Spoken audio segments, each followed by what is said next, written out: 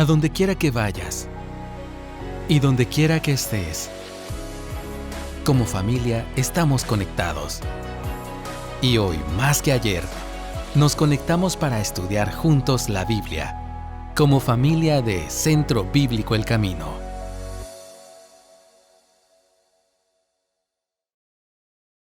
De las canciones que nos compartieron, una de las canciones me recordaba mucho al himno "Oh Amor de Dios", no sé si lo han escuchado, ¿no?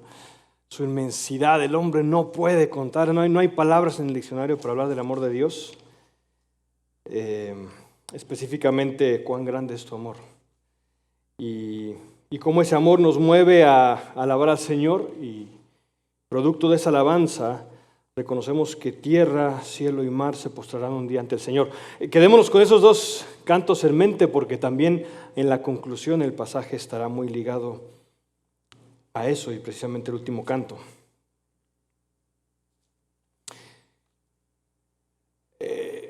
Como esto es una historia bastante interesante. Las historias siempre me llevan a la literatura. Y la vez pasada hablé acerca de los opuestos, de las paradojas, y esta vez hay dos términos que me gustaría que nos quedáramos en mente. El primero es lo que en inglés conocemos como plot twist, o en español le llamaríamos un giro argumental. La historia va en una dirección y de repente nos cambian la jugada. Cambia, se transforma. Entonces la historia que esperábamos verla moviéndose a esta dirección se transforma en otra historia. Y eso lo podemos ver en casos curiosos, por ejemplo, recientemente con la realeza en Inglaterra. La reina que acaba de fallecer no estaba destinada a ser una reina. Ella estaba destinada a ser familiar del rey. Pero su tío se enamoró de una americana divorciada, se casa con ella, y para la realeza eso era impensable. Entonces decide dejar el trono para su hermano, y el hermano toma el lugar del tío, de la reina Isabel, y es entonces el padre de Isabel, y de ahí viene la línea con Isabel. Entonces el hecho de que ella fuera reina fue en cierta manera un giro argumental en la historia. Pero también en la realeza hay cosas que llaman la atención y se conectan mucho con esto. Precisamente el hecho de los segundos hermanos. ¿Qué pasa con, por ejemplo, Harry? El príncipe William, su príncipe bien hecho y derecho, que sabe cuál va a ser su futuro, un hombre que quiere portarse bien y portarse como es esperado de él para un día llegar a ser el rey. Porque él sabe que va a ser el rey. Pero el hermano, imagínense la vida del hermano. Solamente nació después, fue su único crimen, nacer después. ¿Y cuál va a ser su vida? Ser un acompañante de la realeza, un representante, siempre a la sombra de su hermano, una vida sin una aspiración mayor. La aspiración de William es que un día él va a ser rey. La aspiración de Harry, ¿cuál es? Nada. Ir viendo cómo cada vez más, mientras nacen los hijos de William, su línea de sucesión al trono se va alejando. Esa es su única aspiración. Y entonces a eso le sumamos el hecho de que como no tiene mayor aspiración, siente aquella cosquillita, envidia, incomodidad. Y la familia real es como cualquier familia, llena de chismes, pleitos. A veces se ha visto en televisión. Hubo un momento en que en televisión se vio como Carlos le llamaba la atención a Harry, y aquel molesto se sacaba de onda. Y eso es lo que vemos, pero en la realidad del interior seguro que esa familia está llena de pleitos, envidias, chismes y demás. Y en el relato bíblico que venimos cubriendo pasa algo similar.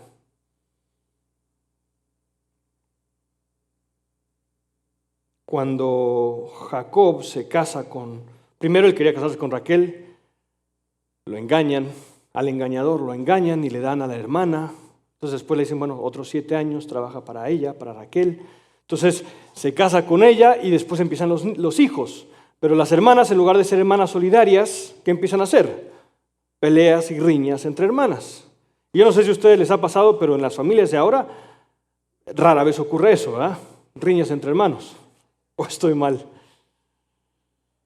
el papá consiente más a uno está celoso, es que ella es más linda que yo, o él es más guapo que yo, aquel es más inteligente que yo, saca mejores notas que yo. La atención de los padres, tal vez de forma inocente, como es saca mejores notas, se le premia, y entonces el otro se siente inferior y es un caos. Bueno, eso pasa en las hermanas, y entonces Lea es la primera en tener un hijo, Rubén. Y por ley, el primogénito va a ser el jefe del clan. Imagínense como en la casa real, Rubén. Después tiene otro hijo, Simeón. Después tiene un tercer hijo, Leví. Después tiene un cuarto hijo, Judá. Y la otra no podía tener hijos. Ya 4-0. Y entonces dice, Jacob, no puedo yo tener hijos, aquí está mi sierva. Y la sierva tiene 2 hijos, que en este caso son medios hermanos, ¿no? Obviamente, tienen a Dan y a Neftalí. Entonces Lea, como tampoco podía tener hijos, ya había tenido 4 y no tenía más hijos, le dice, aquí está mi otra sierva, y le presenta a la otra sierva. Entonces la sierva tiene 2 hijos más, Gad y Aser. Y entonces seguía habiendo favoritismo de Jacob hacia Raquel, y Lea ahora al Señor. Y ahí hace una movida y Dios le da más hijos. Le da a Isaacar y a Zabulón y a una hija, Dina. Entonces ya tiene 6 varones y una mujer propios. Mientras Raquel no tenía nada. Dios se apiada de Raquel y le da a José. A la favorita le da a José. Ahora imaginen, es muy fácil juzgar a Jacob, pero Jacob no quería casarse con Lea. Lo casan con Lea. No la amaba, amaba a Raquel. Bueno, es un caos, ¿cierto? ¿Nos recuerda la palabra caos en la teogonía de Hesíodo en Grecia? Caos era aquella forma vacía, el desorden y vacío que vemos en el Génesis. Para los griegos se le llamaba caos, el desorden y vacío. Y después ese desorden y vacío engendra a Gea, Tártaro y demás. Nuestra palabra caos en la RAE tiene connotación de confusión y desorden. Pues esta familia era un caos. ¿Y por qué mencioné esto? Porque en nuestro relato llama mucho la atención la reacción y respuesta específicamente de 2 hermanos, Rubén y Judá.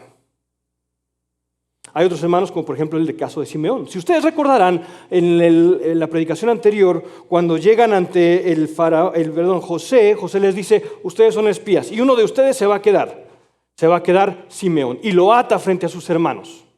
Ató a Simeón y lo dejó ahí. Imaginamos nosotros a Simeón, un pobre muchacho amarrado. Bueno, si vemos un poquito más en la Biblia, Simeón y su hermano Leví habían cometido una masacre de personas vengando el honor de su hermana. Sí, estaba bien vengar el honor de su hermana, pero se excedieron y arrasaron con muchas personas. Y eso deja todavía a la familia en más caos. Simeón y Leví eran personas que podían excederse en su maldad. Y entonces Simeón queda encerrado y la familia regresa con Jacob. Y aquí inicia el relato, Simeón encerrado. Y antes de comenzar con nuestro pasaje específicamente, iniciamos en el capítulo 42. Regresemos un poquito al 41, el 43. Regresemos un poquito al 42, 37. Rubén le dice a su padre, puedes dar muerte. Primero le dicen, regresemos con Benjamín. Y Jacob les dice, ni de chiste. Entonces Rubén habla con su padre y le dice, puedes dar muerte a mis 2 hijos. En el versículo 39 del capítulo 42. Puedes darle muerte a mis 2 hijos si no traigo con vuelta a Benjamín. Y Jacob le dice, no. Por más que Rubén, el primogénito, habló, no le hizo caso. Rubén también era un problema. Rubén, siendo jovencito, un día decide acostarse con una de las siervas con las que tenía medios hermanos. Entonces, para Jacob eso fue una falta de respeto. Y aunque era el primogénito, desechado. Rubén, el primogénito, desechado. Simeón, Leví, sanguinarios. Entonces, pasa un tiempo. Pasa un tiempo sin comida, ya se acabaron sus recursos, y no habla Rubén. En este caso habla el otro hermano. ¿Quién habla? Vamos ahora sí al 43. Judá le responde en el versículo 3, aquel hombre claramente nos advirtió, no verán mi rostro si su hermano no está con ustedes. Y le vuelve a repetir, si no lo envías, José dijo, no verán mi rostro. Había pasado mucho tiempo. ¿Y qué había pasado con Simeón, con el otro hermano? ¿Dónde estaba? En prisión. ¿El padre había hecho algo para liberarlo? ¿Le preocupaba a Simeón? Probablemente no. Probablemente este patrón de favoritismo que tenía Jacob persistía y le importaba un comino dejar al sanguinario de Simeón encerrado, pero él seguía en su favoritismo y no le importaba dejar prácticamente muertos de hambre al resto de su familia. Y entonces Judá intercede de vuelta y le dice en el versículo 8 del capítulo 43, envía al muchacho conmigo, nos levantaremos e iremos para que vivamos y no perezcamos, tanto nosotros como tú y nuestros pequeños. Yo me haré responsable de él, de mi mano lo levantarás. Y si no, te lo vuelvo a traer y lo pongo delante de ti, que lleve yo la culpa para siempre delante de ti. Porque si no hubiéramos perdido tiempo, sin duda ya habríamos regresado por segunda vez. Cuando Rubén habló, Jacob dijo, no. Habla Judá, tiempo después. Y Jacob se ve obligado a decir, sí.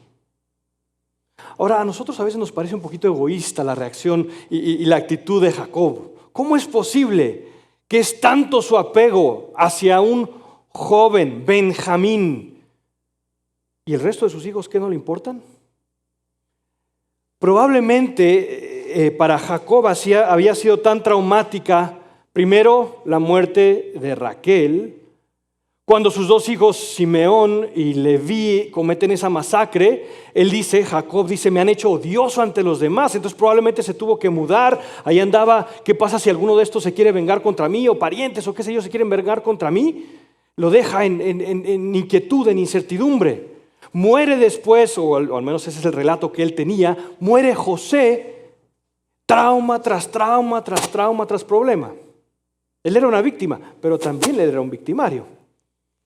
Todos estos problemas habían de hecho él una persona que había sufrido, pero que también había hecho sufrir a los demás hijos, dando favoritismo a uno. Pero para él Benjamín era la única fuente de aquello sólido que le quedaba. Se aferraba a Benjamín. Era lo único que le daba sentido a su caos. Verán, cuando estamos en momentos de caos, nos aferramos a algo que nos dé sentido, al igual que Jacob. Queremos tener algo que nos proporcione una manera de interpretar cierta solidez en nuestro mundo.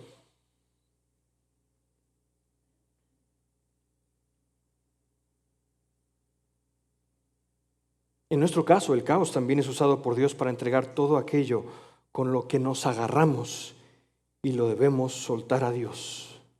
Los filósofos existencialistas le llamaban la amenaza del no ser, aquello que nos amenaza con destruirnos, con dejarnos en el olvido. Esa amenaza, ese es el caos y hace que nos aferremos a algo. Esa amenaza nos deja en una vorágine de desesperanza y nos aferramos a algo o a alguien para darle sentido. En este caso Jacob se aferraba a Benjamín. Los hermanos se aferraban a su unidad y dejaron a su hermano en la cárcel. En momentos de caos nos aferramos a algo. ¿Tú a qué te aferras? ¿A qué te aferras en momentos de caos? En momentos de confusión y desorden. ¿A qué te aferras? En mi caso, he tenido la oportunidad de ver en un colegio cómo probablemente veo comportamientos extraños en alguna persona y de repente me entero de algo de su pasado y digo, tiene sentido. O en otros casos veo a personas muy diligentes y me entero que tienen familias en caos. Y lo que han hecho es aferrarse a sus estudios para que sus estudios le den sentido a su vida. Y eso lo hacemos nosotros constantemente. Los jóvenes en muchos casos utilizamos los estudios para dar estabilidad a la vida. Otros nos aferramos a una relación en medio del caos. Y es un deseo tan grande que lo volvemos una relación tóxica, fea. O a posesiones, amistades, relaciones. O a nuestra propia sabiduría. Soy mejor que mi padre, yo sé más que mi padre. Los adultos, probablemente en muchos casos al trabajo, nos volvemos trabajólicos. O a las riquezas o a las posesiones. A la familia o incluso a rencores pasados. ¿A qué te aferras tú? En el caso de los adultos mayores, a veces es a ciertos recuerdos y nostalgia. Nos aferramos a la idea de que todo aquello pasado fue mejor, o a la idea de las personas, momentos y objetos. Y si esos objetos se van, la vida pierde sentido. Y nos aferramos a eso. Por eso a veces podrán ver que personas mayores hay objetos y cosas que le dan norte a su vida. Se perdió el ser querido y hay un objeto que le da esa conexión. Pero lo opuesto a eso es la fe. La fe es lanzarse al vacío en medio del caos y poner tu fe únicamente en Dios. Dios te invita a confiar. Puedes lanzarte a sus brazos de amor, porque si Dios está contigo, hay lazos de amor y transformación en medio del caos. No te aferres a tus posesiones, no te aferres a tu inteligencia, no te aferres a tus estudios como lo único que le da sentido a tu vida en el caos. Lánzate a los brazos del Señor, que es ahí donde hay verdadera estabilidad. Bueno, ¿qué hace Jacob? Jacob probablemente en ese momento entendió que él tenía que desprenderse. Y es entonces en donde vemos el versículo 11. Y dice, si así tiene que ser, hagan esto. Tomen de los mejores productos de la tierra.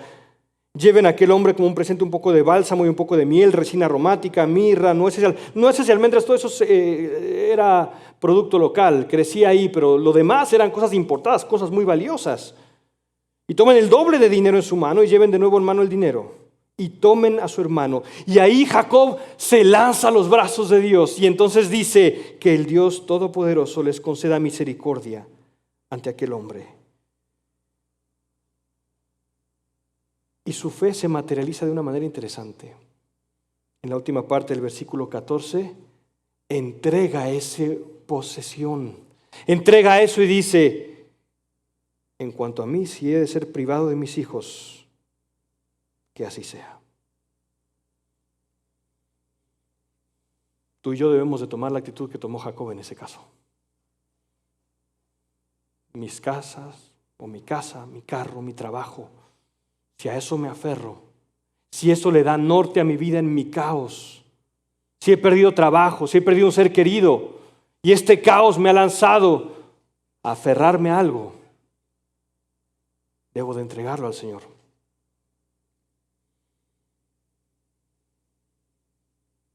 Entonces ellos van hacia Egipto y José ve a Benjamín que está con ellos, les da la bienvenida a su palacio. Es más, cuando ve a Benjamín, imaginen a José viendo a su hermano Benjamín ahí.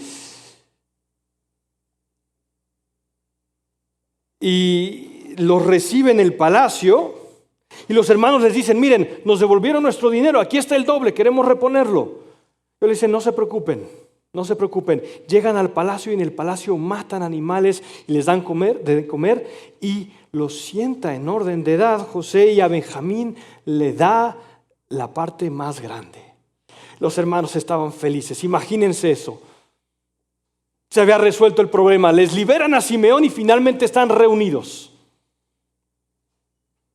Empacan los animales al día siguiente y José le dice a su mayordomo, mira, toma de nuestras copas, de mi copa, agarra mi copa personal y pónsela en el bolso de Benjamín.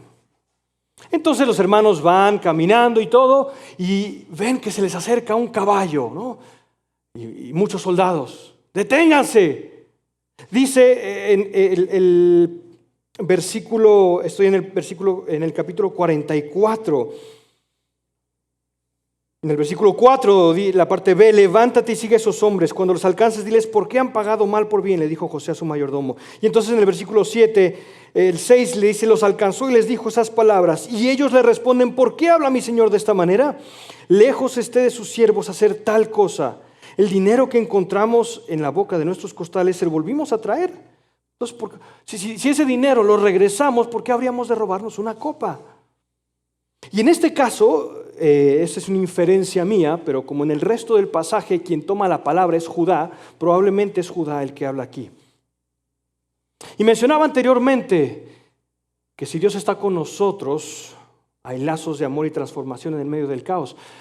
Pero verán, en medio del caos no solamente nosotros debemos aprender a confiar en Dios. En medio del caos nosotros también debemos de reconocer algo hacia adentro que se va a ver ejemplificada en la reacción y en las acciones de Judá. Verán, cuando estamos en caos, cuando nos lastiman, cuando nos hieren, cuando perdemos a alguien, no solamente somos víctimas, sino también nos volvemos victimarios, porque también somos malos. Y no nos damos cuenta cuando ese dolor se transforma en egoísmo, en dolor y en maldad. Y en el caso de Judá me gustaría explicar eso, pero necesito utilizar otro recurso literario para eso. Lo que llamamos en las películas un flashback o una escena retrospectiva. ¿Quién era Judá? ¿Quién era Judá?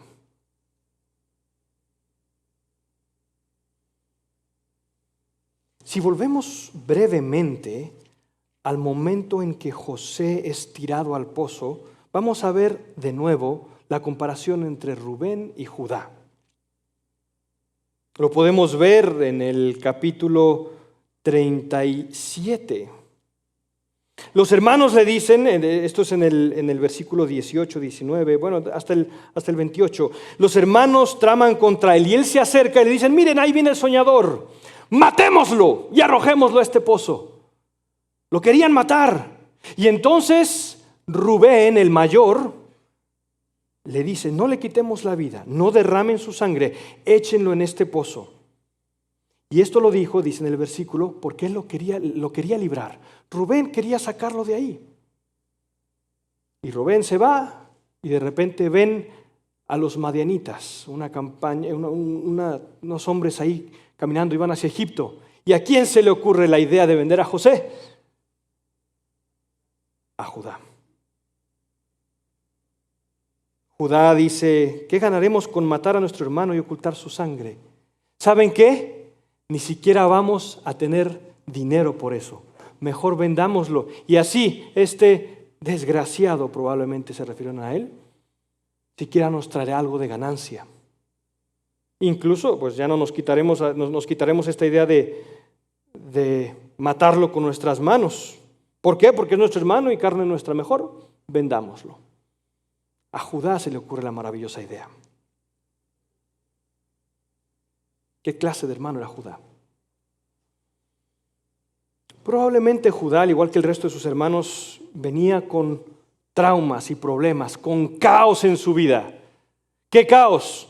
Hermano Rubén metiéndose con una hija de su padre, sus otros dos hermanos cometiendo maldades, su padre favoreciendo a una esposa y a los hijos de una esposa. ¿Cómo se sentirían ustedes? ¿Cómo se ha comportado Harry? ¿Cómo te comportarías tú? ¿Él era una víctima? Sí, pero eso no lo eximía de su propia culpa. Se había vuelto también un victimario.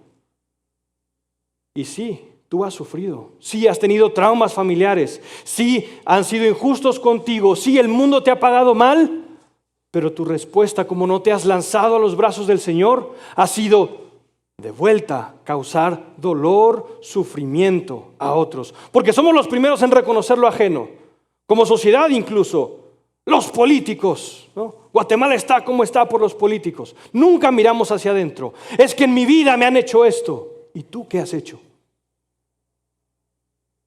¿reconoces que tú también eres responsable del caos? ¿Reconoces que tú también, aunque has sido víctima, también has sido victimario? Lamentablemente, Judá tuvo que toparse de una manera muy dura con esa realidad. Él tenía 3 hijos. El hijo mayor se llamaba después Onán y después Sela. Su hijo mayor, se casa con una mujer llamada Tamar. Pero dice la Biblia que hace lo malo ante los ojos de Dios. Y entonces, por tradición, él tenía, el segundo hermano Onán, que levantar descendencia. Algo así como si muriera William y Harry tuviera que darle un hijo a William y se llamaría y llevaría los títulos y todo de William. Y él seguiría fungiendo como tío. ¿A ustedes les gustaría hacer eso? Es como, pero es mi hijo. No, se lo tienes que dar en descendencia a tu hermano. A Onán no le gustó y decidió no dejar embarazada a Tamar. Y eso a Dios no le pareció. ¿Ven cómo se repiten? Los mismos problemas que pasaban en la familia de Jacob se repiten en la vida de Judá. Y entonces Dios le decide quitar la vida al segundo hijo. ¿Y qué pasa con Judá? Se aferra a su hijo. Se aferra a Sela. Experimentó lo que su padre había experimentado al perder 2 hijos. Pero él, por tradición y haciendo lo que era correcto, tenía que darle el tercer hijo a Tamar. Y él decide no dárselo. Le dice a Tamar, diríamos en guatemalteco, hablamos después. Y nunca habló. Te lo doy, ahí te mando la noticia. Y no se lo mandó. Y entonces Tamar decide hacer algo. Se viste como prostituta y se pone donde pasaba Judá. Y Judá se prende en lujuria cuando la ve y le dice, ¿qué me cobras? Te mando un cabrito, yo tengo cabritos, te lo mando mañana. Y ella le dice, ¿y cómo sé que me lo vas a mandar? Aquí está mi sello, con el cual marcaban arcilla o tablilla o documentos, el cordón con el que se amarraba ese sello y mi bastón de pastor. Te lo dejo y mañana me lo regresas cuando te mande el cabrito. Va. Llegó el siervo de él al día siguiente con el cabrito y no había nadie. Entonces le dice a Judá, mira, no había nadie esperando. Entonces Judá le dice, olvídate, quédate con el cabrito.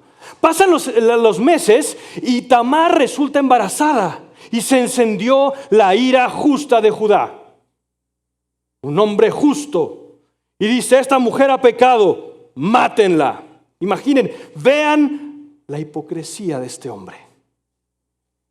Mátenla. Nos parece gracioso, pero ¿cuántas veces nosotros hemos hecho lo mismo? Somos los primeros en acusar y los últimos en reconocer hacia adentro. Entonces le dice, mátenla. Y la mujer le manda y le dice, ¿de quién es esto? Del hombre que es esto. Estoy embarazada. Y entonces él dice, es cierto. Y ahí probablemente se dio cuenta de que él también era pecador, que en su caos también él había pecado. Y le dice, esta mujer es más justa que yo.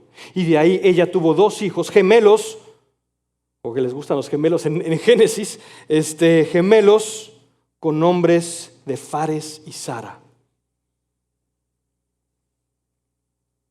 Ahí probablemente Judá se dio cuenta de que él necesitaba perdón también. Y entonces volvemos ya a la parte que estábamos leyendo, con un Judá probablemente con todo eso en la cabeza. Y no obstante, cuando llega el siervo de José a pedir la copa, probablemente el que habla es Judá y dice, el que la tenga. Nosotros somos hombres justos. Estos tus hombres no son ladrones. Es más, si encuentran la copa en el bolso de alguien, que esa persona muera. Y todos los demás seremos sus esclavos. El estándar de Judá estaba aquí. Es más, el siervo dice, no seas tan exagerado, hagamos esto, simplemente en el que esté la copa va a ser el siervo. Y encuentran la copa en el costal de Benjamín. ¿Dónde estaba la justicia de Judá en ese momento? Y ahí es cuando llegan ante José y ellos caen a tierra, se rasgan los vestidos. Primero se rasgan los vestidos, llegan con José y en el versículo 16 se presentan ante José y dicen: ¿qué podemos decir ante mi señor? Judá necesitaba perdón. En medio de su caos había sido lastimado, pero había lastimado. Si Dios está con nosotros en medio del caos, también hay perdón. Pero no puede haber perdón si no reconocemos que nosotros también hemos ocasionado este caos. Judá fue el primero, de nuevo, en reconocer que eran hombres justos, pero Dios le muestra de nuevo que probablemente el estándar de justicia que él tenía no siempre era el caso. Tú puedes también reconocer que como reacción por este caos has causado dolor, tristeza y desesperación a otros. ¿Cuántas veces aquellos niños que no tienen papá se vuelven bullies y lastiman a otros? ¿Cuántas veces cuando somos lastimados por los demás causamos dolor y desesperación a los demás? En ti hay corrupción, en ti hay pecado y en ti hay envidia. Soy el primero en reconocer lo que también hay en mí. Has envidiado el trabajo de tu prójimo, has envidiado la estabilidad del trabajo de tu hermano o de tu hermana, y por envidia te has hecho historias en tu cabeza y te has alejado de la familia. Por envidia también has lastimado a tu propia familia. Has pensado mal de tus hijos y has olvidado perdonar o pedir perdón. ¿Cuántos adultos o adultos mayores no pueden decirle a su hijo: es cierto, mi hijo, yo lo lastimé, perdóneme? ¿Cuántos no pueden pedir perdón? ¿Cuántos hijos tampoco pueden pedir perdón? Joven, tú también has criticado, acusado y alejado a otros por causa de tu propio caos. Has inventado historias o atacado a otros por culpa de lo que sientes en tu interior. Y debes de reconocer que también has sido victimario al igual que víctima. Pero Dios perdona. Dios perdona, pero debes de reconocer tu pecado, porque si Dios está contigo, hay perdón y transformación en medio del caos. Si Dios está contigo, hay perdón y transformación. Y el tercer acto en esta historia comienza con la declaración de Judá. Este hombre que hemos visto, que vende a su hermano, que engaña a una mujer, que muestra favoritismo hacia un hijo, en cierta manera. Y en el 16 tenemos su confesión. ¿Qué podemos decir a mi Señor? 44:16. ¿Qué podemos hablar y cómo nos justificaremos? Dios ha descubierto la iniquidad de tus siervos. Dios ha descubierto la iniquidad de tus siervos. Ahí empezamos a ver que Judá muestra transformación. Y entonces Judá empieza como a borbotones a empezar a explicar y le dice: mire, usted nos había dicho. Y entonces nosotros le dijimos: no podemos traer a nuestro hermano Benjamín, y de todos modos usted nos obligó a traerlo y lo trajimos. Y entonces tuvimos que convencer a mi padre, y mi padre nos permitió venir con Benjamín.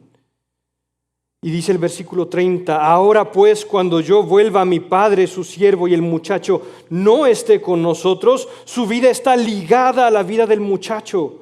Sucederá que cuando él vea que el muchacho no está con nosotros, morirá. Así pues, sus siervos harán descender las canas de nuestro padre, su siervo, con dolor al Seol. Porque yo me hice responsable del muchacho con mi padre, diciendo: si no te lo traigo, que lleve yo la culpa delante de mi padre para siempre. Judá, probablemente porque Rubén había sido descartado y los otros dos hermanos también, él era probablemente el que tenía línea de sucesión para ser el jefe del clan. Y si Benjamín quedaba ahí, había sido decisión de José, ellos sin saber que era José. Bien pudo haber regresado con su padre y haberle dicho: Padre, hicimos lo que pudimos, pero no se pudo. Y entonces él volverse el líder. ¿Tenía motivos? Sí. ¿Tenía justificación? Sí. ¿Qué justificación? Su padre toda la vida había sido injusto para el resto de sus hermanos. ¿Tienes justificación para hacer el mal? Sí, la tengo yo también. En la Guatemala en que vivimos, cualquier acto de corrupción tiene justificación. Cualquier acto de pecado tiene justificación. Pero la vida de Judá ya mostraba una transformación. Y entonces confiesa su pecado. Y el mismo Judá que vendió a José, ahora estaba dispuesto a entregar su vida por Benjamín. Y en el versículo 33 vemos la cúspide, porque no solamente lo confesó ante el Señor, esa confesión se materializó tangiblemente. ¿Y cómo se materializa? En el versículo 33. 44-33. Ahora pues, le dice a José, le ruego que quede su siervo como esclavo de mi señor en lugar del muchacho, y que el muchacho suba con sus hermanos. Pues ¿cómo subiré a mi padre, no estando el muchacho conmigo, sin que yo vea el mal que sobrevendrá a mi padre? Lo que él decidió hacer fue ponerse en el lugar de su hermano. Esa era la transformación que Dios había obrado en Judá, y esa es la transformación que Dios quiere hacer en tu vida y en la mía, porque en medio del caos Dios puede transformarte. En medio del caos y del dolor que otros te han causado y que tú has causado a otros, Dios puede cambiar tu historia, hacer ese plot twist, ese giro argumental, y una vida que va encaminada hacia esto, como la de Judá, se gira completamente, y es un hombre que ahora es capaz de decir: yo me pongo en lugar de mi hermano.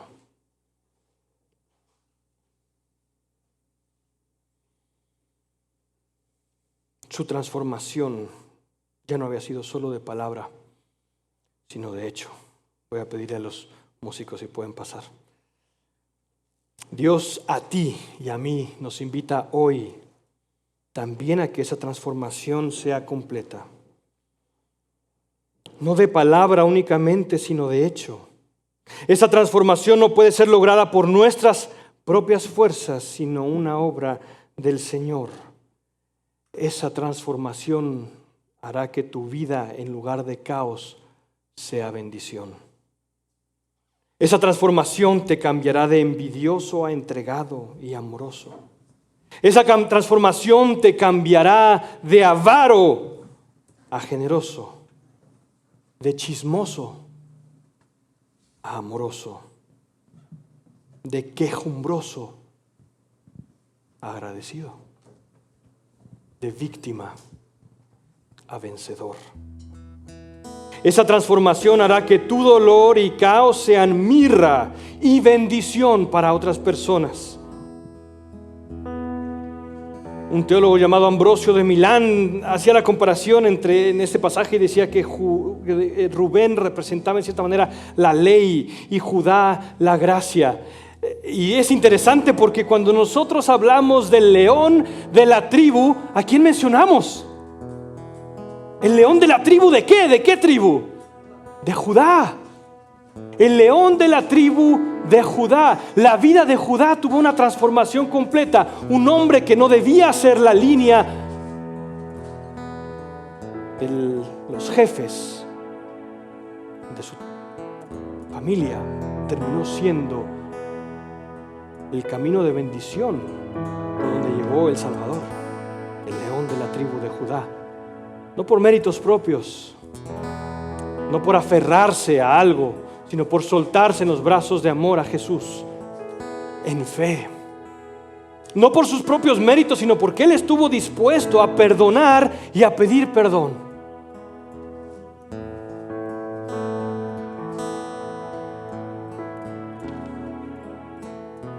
Porque hubo restauración en medio del caos. Yo pensaba de niño, ¿por qué será que José es la historia de José? ¿Por qué no José se volvió el jefe? ¿Por qué no de José vino Jesús? Porque la misericordia de Dios Tiene caminos y formas que no conocemos. Y solo por su gracia, Judá pudo ser lo que fue. De la misma manera, Dios no puede usarte a ti si sigues aferrado a la ley y a tus propios medios y métodos de salvación, obras de justicia, posesiones y demás. La ley no te salva, las acciones y posesiones no te salvan, no te quitan el caos. Quien salva es Jesús. Y en el giro argumental más grande de la historia, al que yo temía y pensaba que me acusaría, llegó a salvarme. El Dios ante quien me escondía en el huerto tras mi pecado es el que viene y se entrega por mí. Y hay un relato de la transformación de Dios que lo podemos ver. Termina esta historia en Mateo, cuando leemos la genealogía de Jesús. Y nos habla de Abraham, el padre de Isaac, Isaac y Jacob de Judá, Mateo capítulo 1, y de sus hermanos. Y vemos a Judá insertado en la genealogía de Jesús. Y no solo a Judá, vemos insertado después, Judá fue el padre de Fares y de Sara, cuya madre fue Tamar. De un acto tan vil, tan torcido, la transformación y la gracia de Dios incluyó a Tamar y a sus hijos. Y de ahí vino la descendencia de Jesús. Si Dios está contigo, hay transformación en medio del caos. La gracia de Dios es tan grande que no podemos imaginarla. Por eso hemos escuchado la canción Sublime Gracia. Un hombre esclavista, un hombre que se dedicaba a transportar y vender humanos, es transformado por la gracia de Dios. Y Dios quiere transformar así tu vida y la mía. Oremos. Gracias, Señor, por tu gracia transformadora. Gracias, Dios, porque si estás con nosotros hay transformación en medio del caos. De este caos que nos ha dejado inmersos en dolor, frustración, pero que también ha hecho que nosotros lastimemos a otros. En medio de ese caos, tu gracia inmerecida se muestra en nosotros. En medio de ese caos hay transformación. Nuestras vidas, Señor, las entregamos para que tú hagas ese plot twist, ese giro argumental de una vida destinada hacia una existencia en constante dolor, queja, envidia, resentimiento por el pasado, lastimándonos y lastimando a otros, para una vida en la que tú puedas transformarnos. Todos venimos aquí con dolor, pero también habiendo causado dolor, y pedimos que en nuestra vida, al igual que en la de Judá, haya transformación en medio del caos. Gracias por tu gracia inmerecida, esa gracia que no podemos entender, esa sublime, maravillosa gracia. Amén. A donde quiera que vayas y donde quiera que estés, mantente conectado con Dios. Y también conéctate con nosotros a través de nuestras redes sociales. Hasta pronto.